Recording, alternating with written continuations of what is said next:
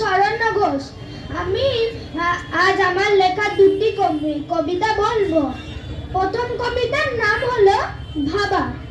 যদি আমি হতাম আকাশের সূর্য, তবে ভোর বেলা সুন্দর রঙে ফুটিয়ে তুলতাম নিজেকে।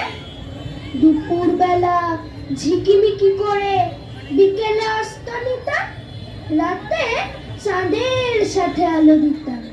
ঢেকির মতো উদয় অস্ত নিতাম। না মা, তবে না মা, আমি কোথাও যাব না। আমি থাকবো তোর সাথে, আমি খেলবো তোর সাথে। দ্বিতীয় কবিতার নাম হলো ছবি। ছবির চিত্র, ছবির ভঙ্গি, জানতে চাস কি সঙ্গী?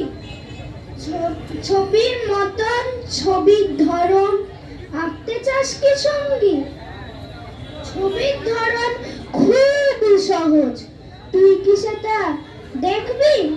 ছবির ধরন এতই সহজ, বুদ্ধি করতে হবে না খরচ। নমস্কার।